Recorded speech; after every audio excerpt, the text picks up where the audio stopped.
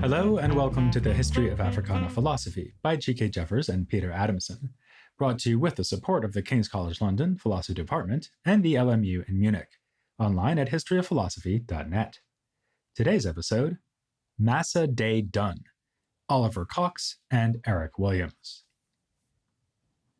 CLR James, the subject of our last episode, was born in Trinidad in January of 1901. In August of that same year, another important Trinidadian intellectual was born and given the impressively historical name Oliver Cromwell Cox. As if the island just couldn't stop churning out significant figures, George Padmore was born not long afterward. Sources differ as to whether this was in 1902 or 1903. We first mentioned Padmore in our episode introducing the 20th century, noting that he was the primary organizing force behind the Fifth Pan-African Congress in 1945, arguably the most important Pan-African conference of them all. He came up again in our episode on Garvey, when we noted that Padmore and his friend James were vocally critical of Garvey during the latter's time in England just before his death. You can expect to hear more about Padmore in episodes to come, particularly those on Richard Wright and Kwame Nkrumah. In this episode, though, we'll be exploring the importance of Oliver Cox, and yet another Trinidadian intellectual. Born in 1911, a decade later than Cox and James, Eric Eustace Williams is perhaps best known as the politician who led Trinidad and Tobago at the time of the country's independence from the United Kingdom in 1962. He remained its prime minister until his death in 1981.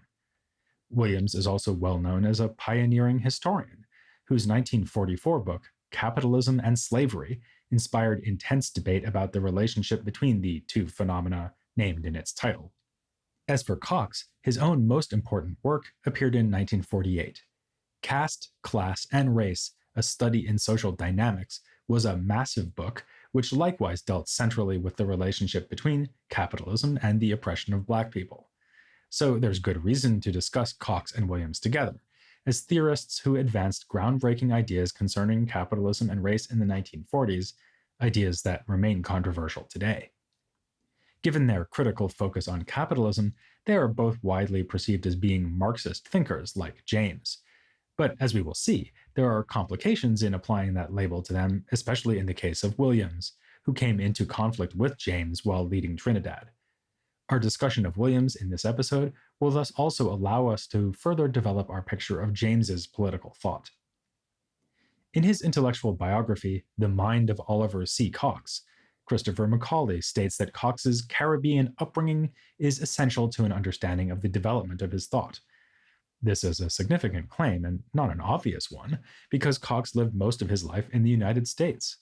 He was just 18 years old when he arrived in Chicago, and he never moved back to Trinidad, dying in Detroit, where he retired from Wayne State University in 1974. It is significant as well that he landed in Chicago and spent the formative years during which he pursued his higher education in that city, as opposed to somewhere like New York City, where he would have found himself part of a much larger West Indian immigrant community. Yet Cox did not simply leave Trinidad and never look back.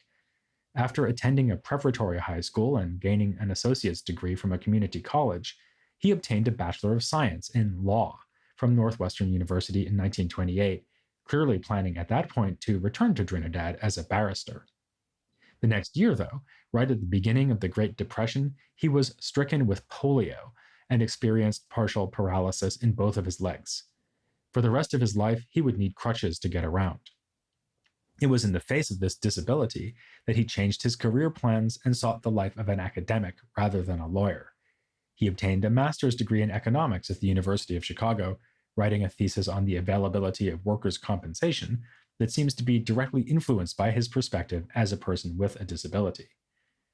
For his doctorate, he changed fields from economics to sociology.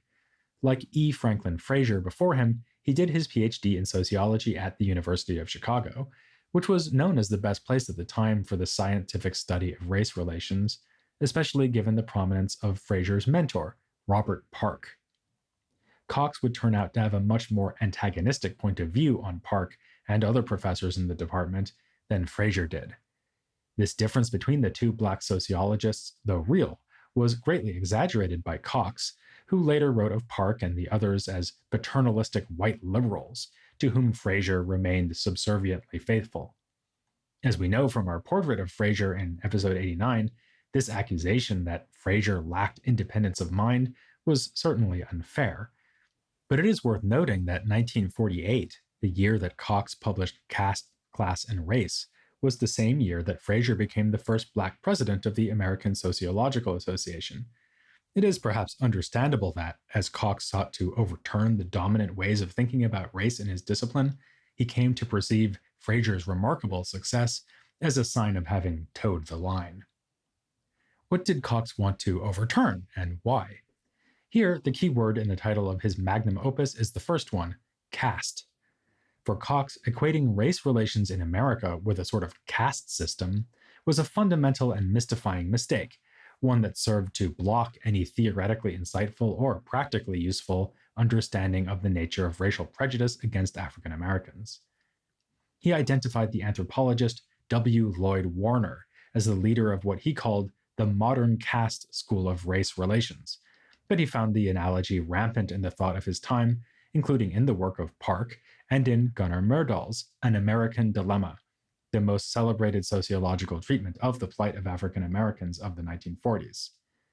Cox objected to the analogy on a number of grounds, but at bottom, his fundamental concern was to distinguish caste in India as a pre-modern and religious form of social stratification from the racial subordination of African Americans, which he took to be inseparable from the modern European and then American development of capitalist economic relations.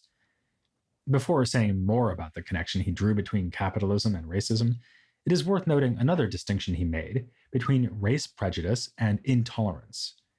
In making this distinction, Cox insisted on an important difference between the mistreatment of African Americans and the mistreatment of Jews.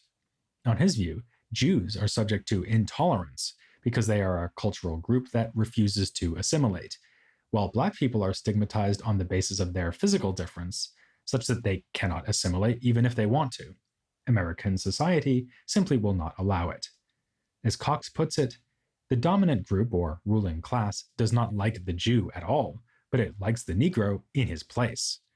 To put it in still another way, the condition of its liking the Jew is that he cease being a Jew and voluntarily become like the generality of society, while the condition of its liking the Negro is that he cease trying to become like the generality of society and remain contentedly a Negro. This conception of anti-Black racism as a matter of keeping Black people in their place flows naturally from Cox's understanding of racism as a result of capitalism.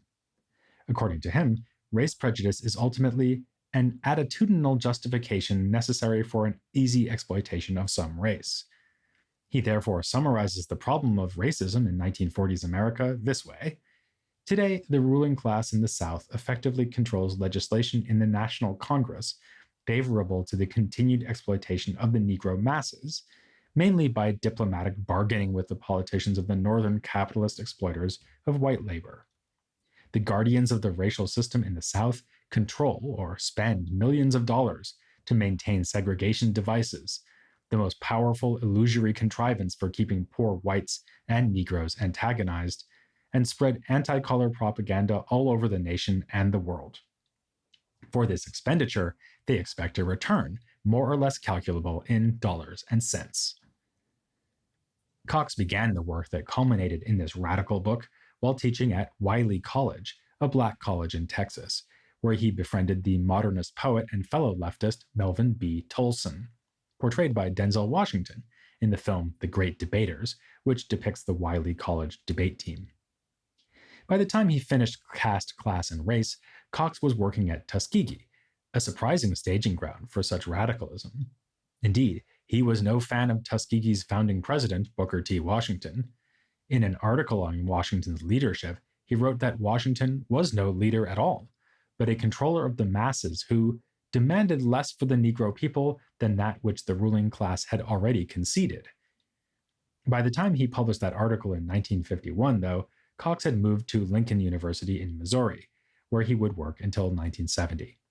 During his time there, he completed a further trilogy of books on his favorite subject, capitalism. In The Foundations of Capitalism, Capitalism and American Leadership, and Capitalism as a System, he elaborated an in-depth history and critical analysis of the system, beginning with what he believed to be its origins in medieval Venice. In these books, he makes clear that, for all his sharp criticism of the ruling class and hope for a socialist future, he's not a Marxist. According to Cox, Marx's emphasis on the role of industrialization in England in the development of capitalism gets the history wrong in ways that are crucially limiting. This provides us with a good opportunity to turn from one rather cocksure historian of capitalism to another. Eric Williams left Trinidad in 1932 to study history at Oxford. His 1939 doctoral thesis, The Economic Aspect of the Abolition of the West Indian Slave Trade and Slavery, was the basis for his book, Capitalism and Slavery, published 5 years later. 1932 was also the year that CLR James left Trinidad for England. A number of recent scholars have drawn attention to the close mentor-mentee relationship that James and Williams had in the 1930s, a relationship that influenced the completion of both the Black Jacobins and Capitalism and Slavery. James had already taught Williams during his time as a high school student at Queen's Royal College in Trinidad. While living in England, the two regularly spent time with each other, with benefits flowing in both directions. Williams accompanied James on some of his trips to Paris, during which he did research for the Black Jacobins. Incidentally, on a 1933 trip, James met and was helped in his research by none other than Léon Gontran Damas, a soon-to-be founding father of Negritude. James once admitted that there are certain pages in the Black Jacobins where most of the material and all the footnotes are things that Williams gave to me. He claimed also to have provided Williams with a thesis of capitalism and slavery, and indeed, Williams seems to admit as much in his description of the Black Jacobins as a precursor to capitalism and slavery. The two scholars would eventually lose much of the respect they had once had for each other. For example, Eric Williams's 1969 autobiography, Inward Hunger, says nothing about James's influence on his own most famous work, but it is worth bearing in mind that it was the product of what was once a fruitful intellectual relationship. In Capitalism and Slavery, Williams argued that England's involvement in the slave trade and slavery helped to finance the growth of industrial capitalism, and also that the end of slavery in the British Empire came when it ceased to serve capitalist interests. Here is how Williams summed up his thesis. When British capitalism depended on the West Indies, they ignored slavery or defended it.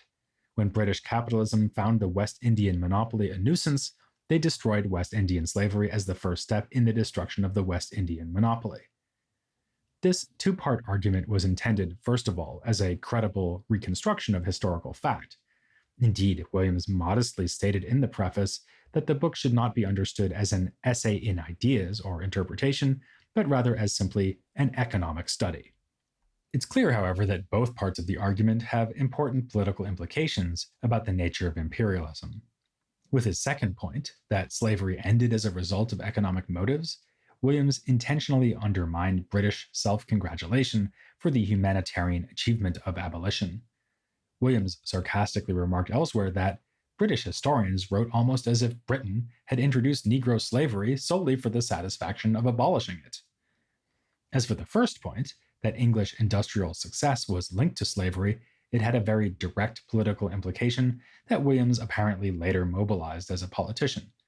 Colin Palmer writes that he used the argument that Britain had exploited black labor and despoiled the West Indies to promote its own economic well-being as a weapon to demand more British aid when he became Prime Minister of Trinidad and Tobago. Fellow black scholars of the time received Capitalism and Slavery with praise. Another character now familiar to us, the historian Carter G. Woodson, called it the beginning of the scientific study of slavery from the international point of view. Other scholars had more mixed opinions, though, and in the years since its publication, the book's argument has been subject to increasing criticism. Many historians of slavery came to believe that its accounts of slavery's profitability to England and its story of slavery's decline cannot stand up to empirical scrutiny. Still, even one of the book's major critics, Seymour Drescher, conceded its importance in this way. The achievement of Capitalism and Slavery is that Williams made it impossible for historians ever to return to the posture of splendid moral isolation, which characterized the story of British slave emancipation for more than a century. Leaving now the question of that particular book's legacy, let us return to the story of Williams's career. In 1939, he accepted a position at Howard University, thus moving to America not long after James, who arrived in the country the previous year. While James lived in New York and Williams in Washington, D.C., they saw each other often, just as when James was in London and Williams in Oxford. In 1942, Williams published his first book, The Negro in the Caribbean. It featured a foreword by Alain Locke, praising Williams as the perfect person to reflect on the past, present, and future of the region, and expressing the hope that the book would furnish a closer and sounder bond of understanding between the Negro American and his brother West Indian. Another professional philosopher provided a foreword to Williams's third book, entitled Education in the British West Indies. This time it was John Dewey, who always stands out in the history of philosophy as among the most attuned to the importance of education as a topic. Dewey wrote that, while the creation of a University of the West Indies was the immediate occasion of the book, Williams found himself obliged to go into many of the most important problems that occupy this troubled world. In Dewey's view, Williams rightly saw that the problem of education in the modern world is the problem of making people aware of their privileges and responsibilities as citizens of democracies. As indicated by the writings we've mentioned, Williams was deeply engaged with Caribbean affairs while in the United States. By 1948, he was back in Trinidad. In his autobiography, he explains this choice as follows: I had already made my decision about the future. I would stick to the West Indies. West Indians had traditionally deserted the West Indies. Padmore for Africa, James for the absurdities of world revolution, the majority of West Indians for the traditional medicine and law. Of course, the dismissive reference to James here is conditioned by their later conflict in the 1960s, but this is still a good illustration of the differences separating Williams and James. James's Marxist orientation led him, in Williams's view, toward absurd ideals, whereas he, Williams, was practically committed to making a real difference in the Caribbean. It's noteworthy that Capitalism and Slavery, for all its apparent economic determinism, contains no mention of Marx, either Karl or Groucho. In 1956, Williams founded the People's National Movement, or PNM, the political party that he then led to victory in the election of that year. In the years leading up to this success, he gave a number of public lectures, first at the public library and then out in the open at Woodford Square, a public park in the heart of Port of Spain. He began to refer to this space as the University of Woodford Square, proclaiming that since he had resigned his position at Howard, this would now be the only university at which he would lecture, along with its several branches throughout the length and breadth of Trinidad and Tobago. In other words, he now belonged as an intellectual not to the academy, but to the people and the public spaces of his country. He had returned to become, as he quotes someone as labeling him, the philosopher of West Indian nationalism. Without a doubt, the most memorable and philosophically interesting moment of this rise as a public intellectual and leader was the Massa Day Done speech, which Williams delivered at Woodford Square on March 22, 1961. The purpose of the speech was to explain why he had used that phrase, Massa Day Done, or in standard English, the days of slave masters are over, in a previous speech given in the square. He had originally used it in response to an open letter criticizing him by a white businessman. Members of the opposition, the Democratic Labor Party, or DLP, objected to him uttering such a wicked statement and called on him to apologize. Williams categorically refused to withdraw his statement and doubled down on it in the new speech. Ever the historian, he vividly depicted in his speech the actions, intentions, and ill effects of historical slave owners, summing up the massa as the owner of a West Indian sugar plantation, frequently an absentee, deliberately stunting all the economic potential of the society, dominating his defenseless workers by the threat of punishment or imprisonment, using his political power for the most selfish private ends, an uncultured man with an illiberal outlook. He contrasted these evils with the progressive efforts of his party, the PNM, while charging the DLP with seeking to block progress. I accuse the DLP of being the stooge of the masses who still exist in our society. I accuse the DLP of wanting to bring back Massa Day. Of course, the DLP objected to his use of the phrase because it was racially inflammatory. In response, Williams denied that the phrase was anything of the sort. All that they can see in the slogan, Massa Day Done, is racial antagonism. This is characteristically stupid. Massa is not a racial term. Massa is the symbol of a bygone age. Massa Day is a social phenomenon. Massa Day Done connotes a political awakening and a social revolution. Let us now return to the fractious relationship between Williams and CLR James. It was 1958 when James finally came home to Trinidad after he had been deported from the United States and spent more time in the UK, and also in Ghana. Williams invited him to join the PNM, edit its newspaper, The Nation, and become the General Secretary for the West Indian Federal Labour Party, with which the PNM was affiliated. An important feature of Williams and James's political work at this time was their dedication to the West Indies Federation, a political union of almost all the British colonized Caribbean islands that would allow for achieving independence from the UK in a stronger position.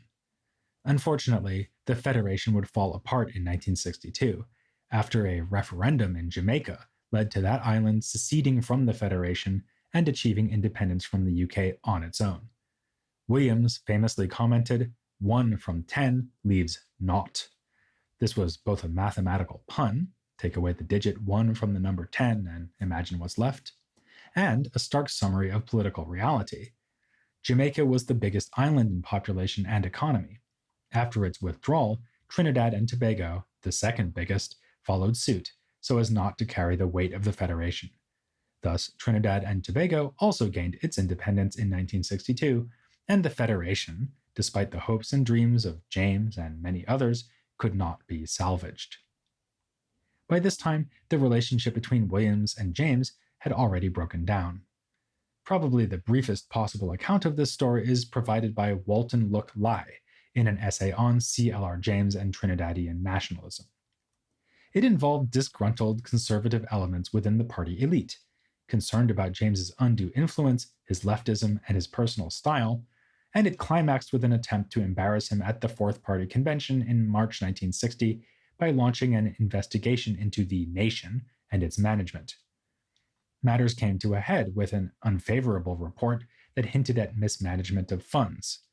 The real crisis, however, resulted from Williams's refusal to intervene decisively to project James from this political intrigue. We might thus summarize the political process here as involving a decision by Williams to repudiate James's leftism by allowing the party to push him out. On a more philosophical level, important differences emerge in James's 1962 book, Party Politics in the West Indies. He dedicates the book to the people of Trinidad and Tobago, commending them for having made an imperishable claim to nationhood, and saying that, in all my 30 years of political struggle against imperialism, I know nothing finer. He is referring here to the popular outcry against the army base at Chaguaramas, leased to the United States by the United Kingdom with no input from the Trinidadian people. For years, Williams took on the US and the UK concerning this problem, standing up for Trinidadian sovereignty. Then, eventually, he struck a deal allowing the base to remain for over a decade more, at least, which James took to be capitulation to imperialist occupation. Perhaps the biggest problem with Williams from James's point of view, however, would be Williams's understanding of his own importance. In a section of the book titled Dr. E. E. Williams, James treats Williams as an example of a larger problem concerning personality in Caribbean politics. The problem is the exaltation of a personality over the difficult work of constructing a party through which there can be broad democratic participation. James writes, Williams formed a party, it is true, but his main concern is not the party but the government. His conceptions of government are essentially that the masses are to be whipped up to give the leaders authority and power. After that, the government will do everything. What is more, his conception of a legislature, is essentially that of a lecturer instructing uneducated and rather stupid students. Thus, James takes Williams to have wrongfully made Trinidadian politics revolve around his personality, rather than recognizing that all progress in the West Indies depends upon the mobilization of the population and the building of a party. As we'll see, this issue will continue to arise in mid century Africana thought, as when Richard Wright is criticized for embracing the rule of autocrats in decolonializing Africa. One more problem that James tackles is worth mentioning in this episode on Trinidadian political thinkers. For all we have said, one might not realize that the problem of race for this particular country has, since the early 19th century, involved not merely the relationship between black people and white colonial rulers, but also the relationship between people of African descent, whose ancestors arrived as slaves, and people of South Asian descent, whose ancestors arrived as indentured servants. The roughly equal numbers of Africans and so-called East Indians in Trinidad and Tobago has made for special political challenges, as it also has in Guyana. The base of the PNM has always been predominantly Afro-Trinidadian, while other parties have captured the majority of the Indo-Trinidadian vote. James treats this racial divide in politics as an especially serious problem, one that the PNM has not shown itself equal to addressing. He encourages an understanding of Caribbean diversity as a consequence of colonial exploitation, yet also an opportunity. It was the colonialist regime which, of its very nature, was unable to create a nation of the various races which make the West Indies. Independence means a new beginning, the solution of the messes the imperialists are leaving behind. Having started with Oliver Cox's insistence on distinguishing Indian caste relations from race relations as they involve black people in America, it's fascinating that we've ended up with this formulation by James of the problem of black Indian race relations in Cox's homeland. How well did Williams do in confronting the various political challenges laid out by James in this book from the Year of Independence as time went on? While opinions would no doubt differ, it must be said that he did on a number of occasions exercise his power in rather repressive ways. James left Trinidad for England in 1962, but when visiting as a cricket correspondent in 1965, Williams apparently worried about his presence in relation to a strike by sugar workers and placed him on house arrest.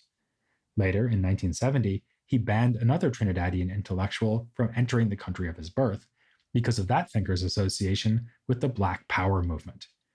We will come to the story of that man, Stokely Carmichael, later known as Kwame Ture, in a future episode, at which point we will also tell of how Eric Massa Day Done Williams eventually had to confront a major uprising in the name of Black Power, one which was at times strikingly multiracial. In our next episode, though, we will diversify and break the pattern of the last few episodes by turning away from these Trinidadian men with varying degrees of relation to Marxism in order to discuss, well, a Trinidadian woman who was about as committed to Marxism as anyone could be. Join us to learn about the brilliant Claudia Jones next time on the History of Africana Philosophy.